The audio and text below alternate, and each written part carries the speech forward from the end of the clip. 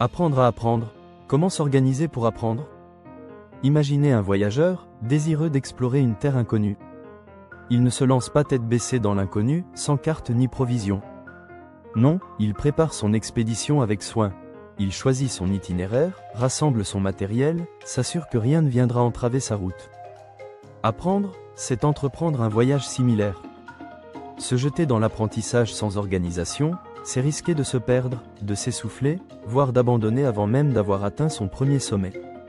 Alors, comment baliser son chemin et s'assurer de progresser efficacement? En premier lieu, trouvez votre boussole, c'est-à-dire une passion authentique. Car, le premier pas est déterminant, choisissez donc un sujet qui vous anime véritablement. Vous n'irez pas loin si votre seule motivation est d'apprendre parce qu'il le faut ou parce que c'est utile. Imaginez un alpiniste qui grimpe une montagne uniquement pour suivre la mode.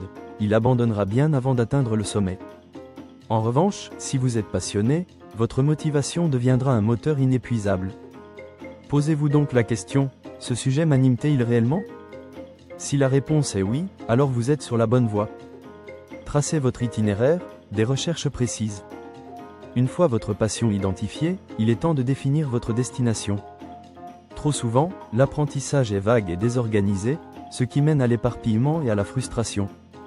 Imaginez que vous souhaitiez apprendre l'équitation. Quel aspect vous attire le plus? L'équitation classique? Le dressage? Le saut d'obstacle? Se poser les bonnes questions permet d'éviter les détours inutiles. Premièrement, quel est mon objectif concret?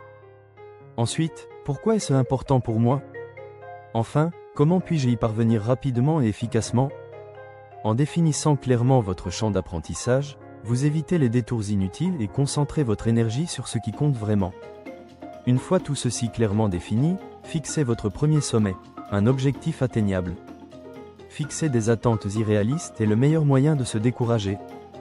Il est essentiel de viser un niveau de performance raisonnable, qui vous motive sans vous submerger.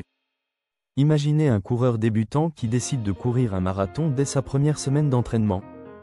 L'échec serait inévitable. Au lieu de cela, fixez-vous un objectif atteignable en 20 heures d'apprentissage. Ce premier jalon vous procurera la satisfaction nécessaire pour continuer et repousser vos limites progressivement. Rassemblez votre équipement, les outils indispensables. Chaque apprentissage nécessite des outils. Vous ne pouvez pas apprendre à programmer sans ordinateur, ni jouer du violon sans instrument. Parfois, les outils nécessaires ne sont pas évidents au premier abord. Si vous apprenez une langue étrangère, avez-vous accès à des locuteurs natifs ou à des supports adaptés? Prenez le temps de réunir tout ce qu'il vous faut avant de vous lancer. Vous éviterez ainsi les interruptions frustrantes qui brisent l'élan de l'apprentissage. Écartez les obstacles, éliminez les barrières. Les plus grands freins ne sont pas toujours matériels, mais psychologiques. La peur de l'échec, le doute, la procrastination. Autant de murs invisibles qui entravent la progression. Avant de commencer, assurez-vous que vous êtes réellement engagé. Puis, supprimez les distractions. Téléphone en mode silencieux, environnement propice à la concentration, créneau horaire réservé à votre apprentissage. Pensez à votre espace de travail comme à un sanctuaire dédié à votre progression. Établissez un rythme, la puissance des séances de 90 minutes. Le mythe des longues heures d'apprentissage intensif est tenace, mais inefficace. La science montre que 90 minutes constitue la durée idéale pour rester concentré et assimiler efficacement. Apprendre 90 minutes chaque jour est infiniment plus productif que de cramer son énergie 5 heures d'affilée le week-end. Au début, ce laps de temps pourra vous sembler long, mais avec l'habitude, il deviendra votre rythme naturel. Adoptez la bonne méthode. Travaillez intelligemment dans chaque discipline, il existe une manière optimale d'apprendre. Imaginez vouloir apprendre la couture avec des gants de ski. Ce serait absurde. Identifier les meilleures pratiques avant de vous lancer vous épargnera bien des frustrations. Renseignez-vous sur les erreurs courantes, observez comment les experts s'y prennent, et adoptez les techniques qui ont fait leurs preuves. En route vers la maîtrise. Une fois tous ces éléments en place, vous êtes prêt à vous lancer. Le chemin de l'apprentissage est un voyage, semé d'embûches, mais aussi de découvertes exaltantes.